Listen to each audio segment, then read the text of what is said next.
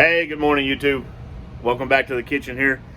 We're going to prep up some ribs, get them smoked on some hickory today. We're going to try a different combination of rubs. You're not going to want to miss this one. Stay tuned. We'll be right back. Okay, so if you follow me on Instagram, Facebook, and all that stuff, you know that I cooked a set of ribs last week, 2 sets. Trying out 4 different rubs. We were trying out the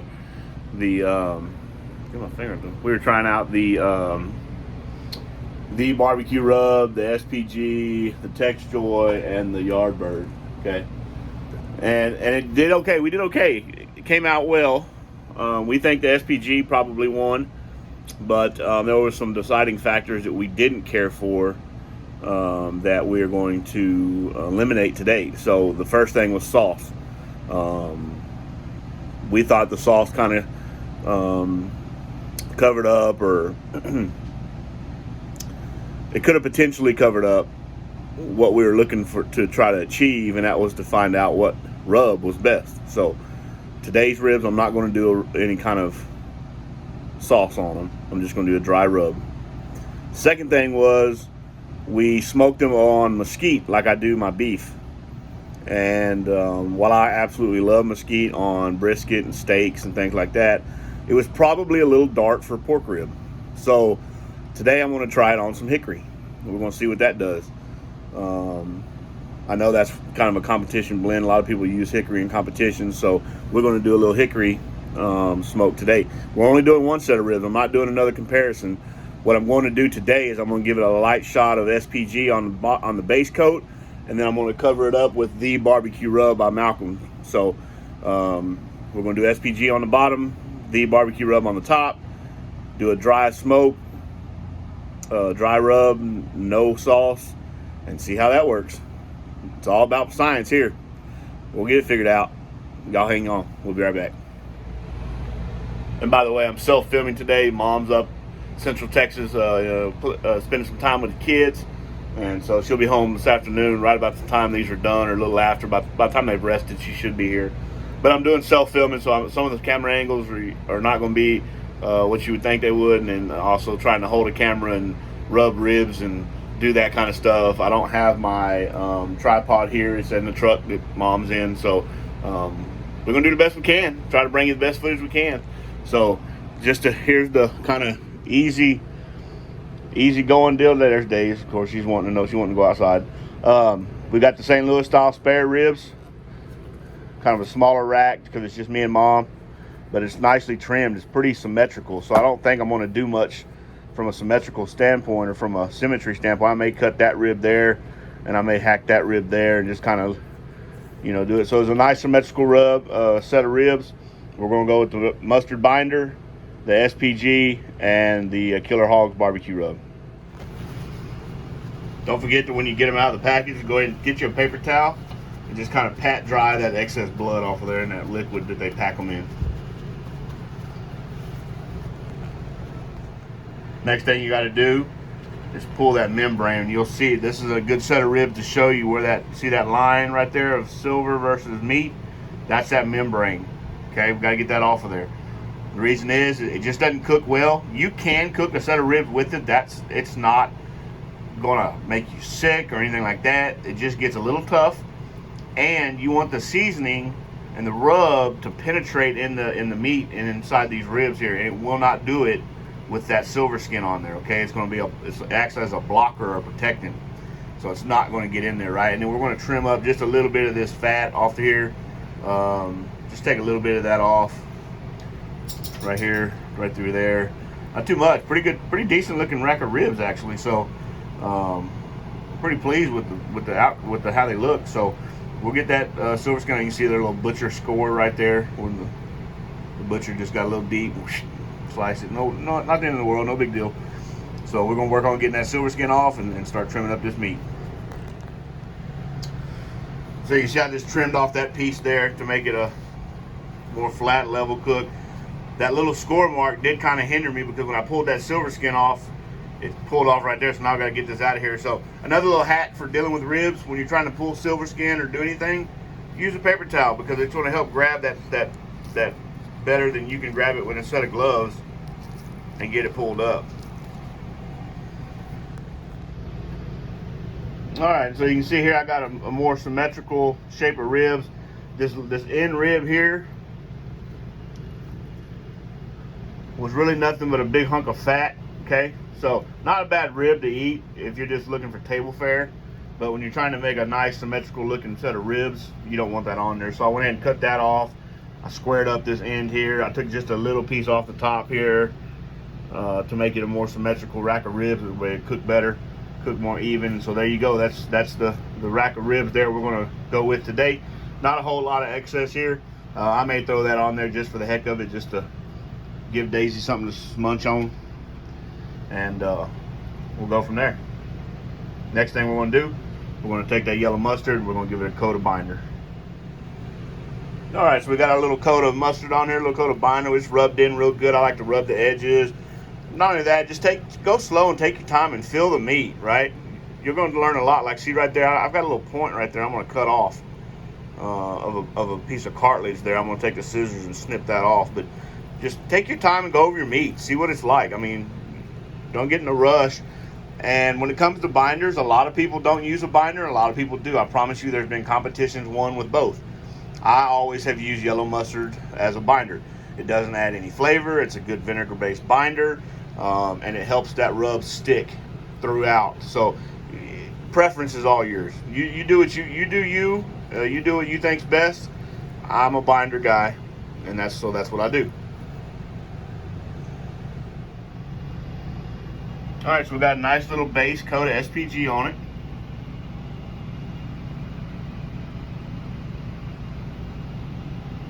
Now we're gonna put a top coat of Killer Hog bark. We got the coat on. Now I like to pat it down.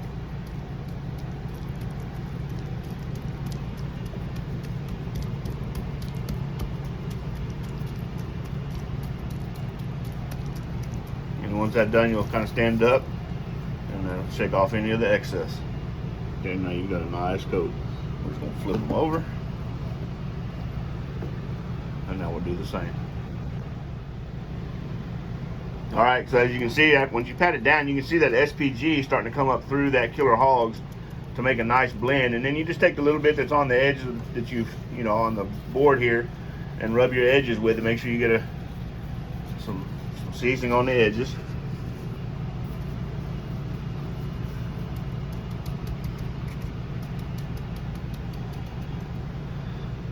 And that's what she looks like.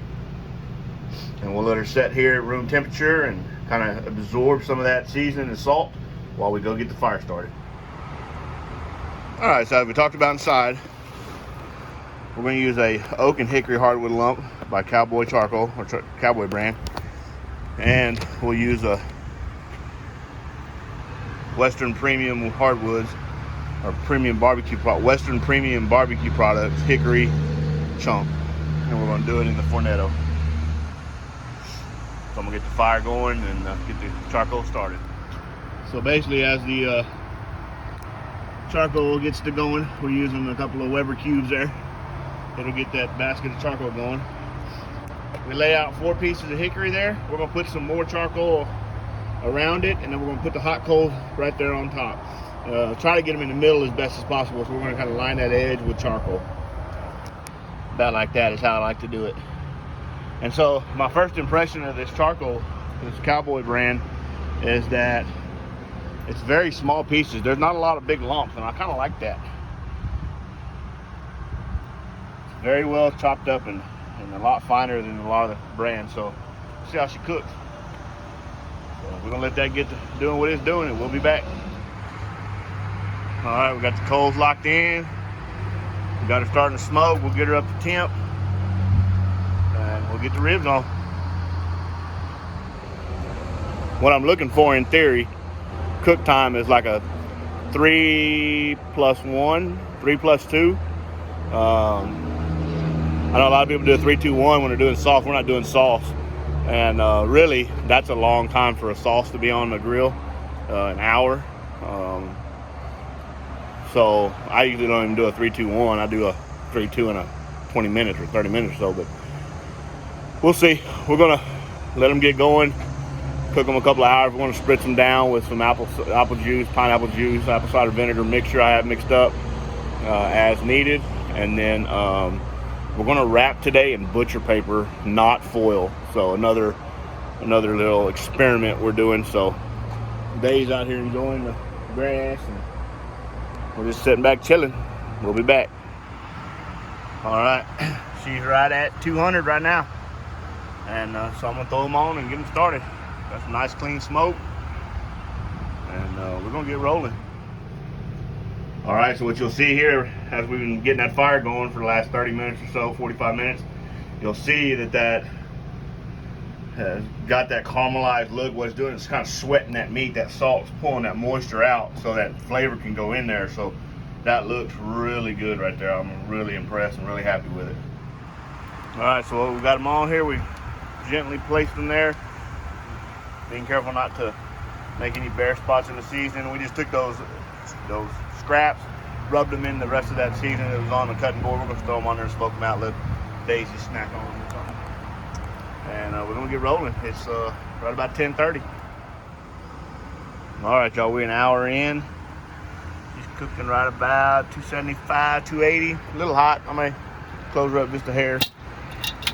Not the end of the world here. Pretty hot outside. Let's see what she looks like. Oh yeah, she's doing just fine.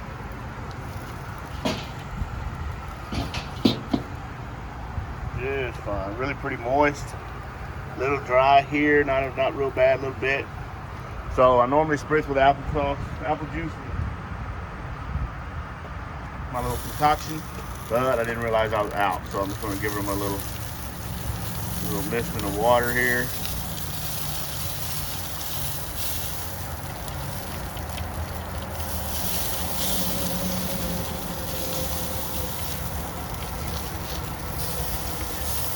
Careful not to knock any of the bark loose, so I'm standing way back, just kind of spritzing it.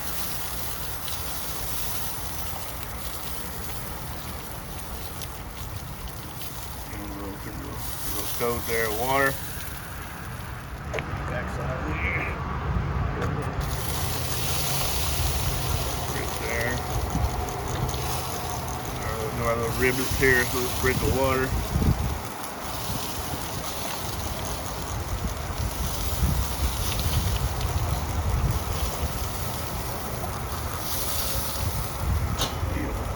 Beautiful, beautiful. Oh yeah. Oh yeah. Oh yeah. Very good. Shut her down.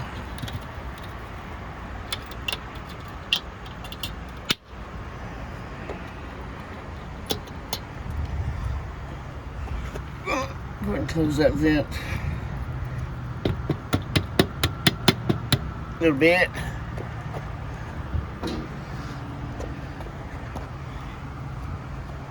Shut that one down just a hair too. That right there.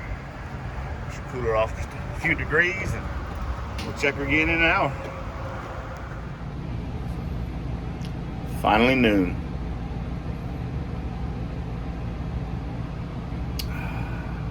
Gotta love Sundays. All right, y'all. We're 2 hours in. Let's come outside. I'm gonna turn you around here so you can see the temp. We're cooking right about 255, which is perfect. So we're gonna pull it off and see what they look like.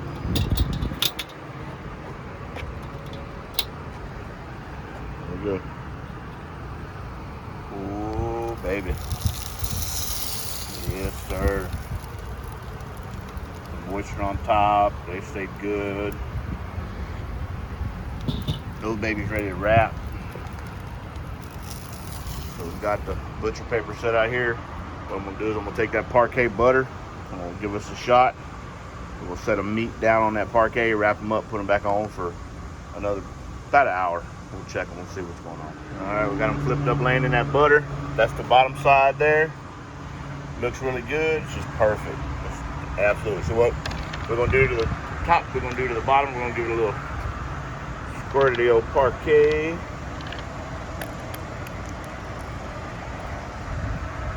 Now, if we were cooking competition style, or I was gonna turn these into a competition judge, we would have brown sugar, probably a little honey for the money, maybe a little something special. But you know, Jen, she's on the keto. She can't have the brown sugar, the honey, the stuff like that. So we're doing this more Texas style dry rub rather than that southern style sweet rub. So we're gonna get them back on there for a little bit. All right, they're back on, and it's right at 12:20.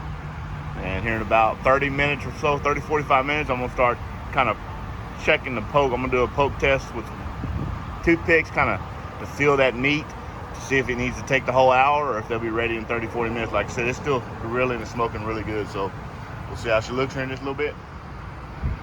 All right, we're back outside. We're 40 minutes into the wrap. We're still running 255, 260. Perfect. Oh, by the way, in this last 40 minutes, I brought out an ear of corn for me to start smoking there. Don't mind the corn. And we'll go for ribs later. So what we're gonna do is we're just gonna give it a little poke test.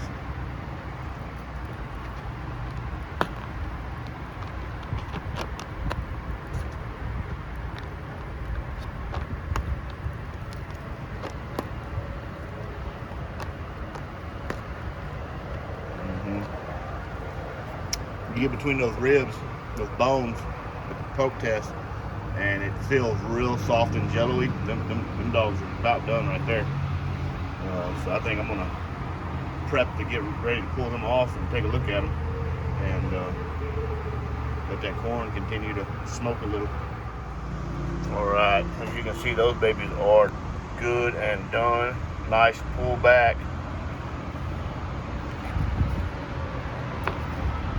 Nice wiggle, just to the point where they would start to pull apart and really break apart. So what I'm gonna do is I'm gonna cut these 5 ribs here and take them inside and just let them rest for a minute. And then these 5, I'm gonna put a little cool smoke from Tuffy Stone on these 5. I'm gonna let them glaze up a little longer and see what happens. I want to give it a little try something here. So I'm gonna give those about 20 minutes or so with that cool smoke barbecue sauce on there, and we'll be back. All right, so I just sliced these ribs from Mom. These are really Mom's ribs. I'm gonna kind of give you a look here. Nice smoke ring, very moist.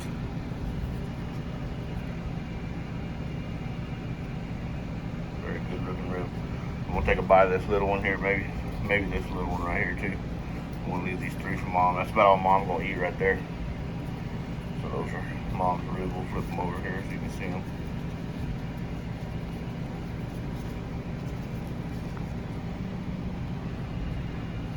Nice smoked rib right there, Texas rub, or Texas dry rub style rather, no sauce.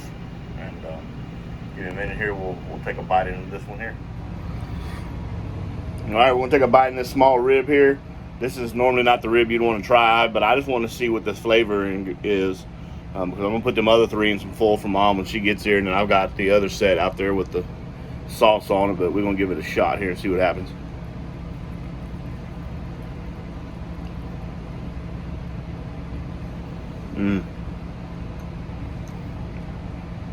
Oh my.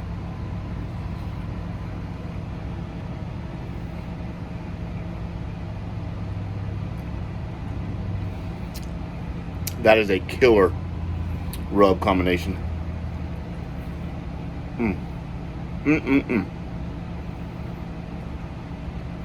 The hickory smoke, fantastic.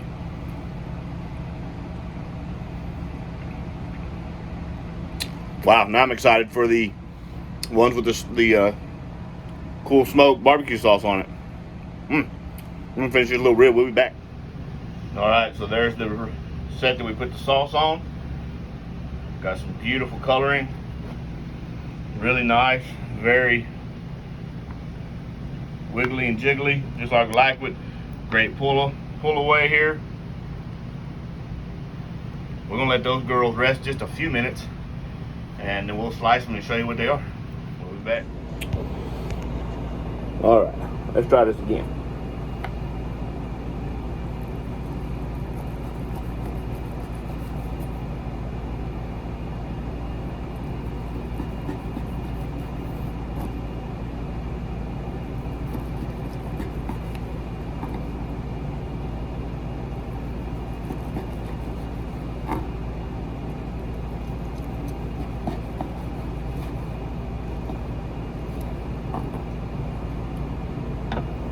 All right.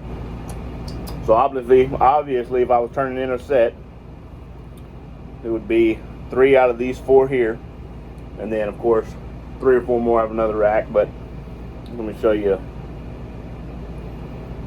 Look at that.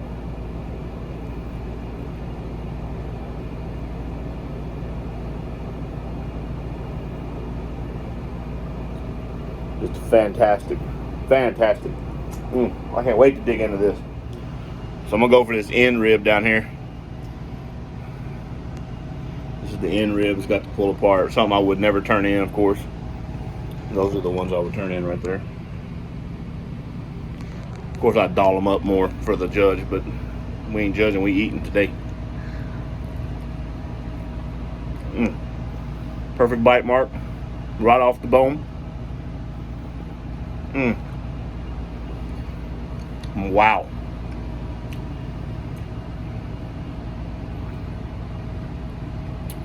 That combination of rubs and that cool smoke on top.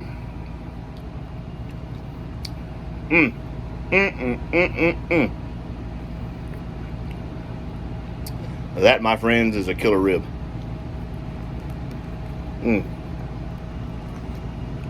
Wow.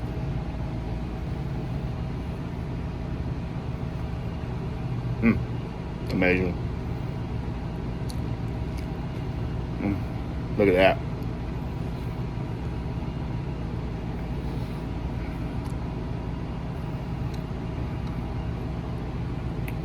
I think we're on to something here, fellas.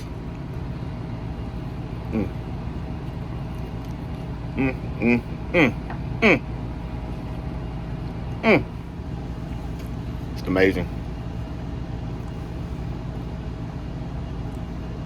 Incredible. I'm so happy with these ribs. I'm gonna tweak a few little things. Of course, I'll doll them up for a show or whatever for the competition, but we certainly on to something right there, boys. Well, that really does it for me.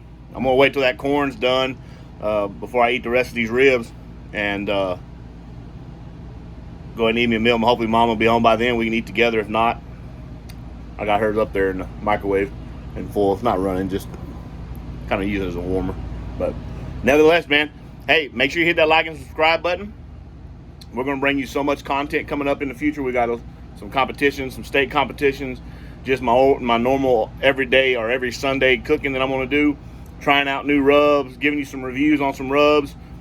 Guys, if you hadn't tried Killer Hogs over SPG, go try it.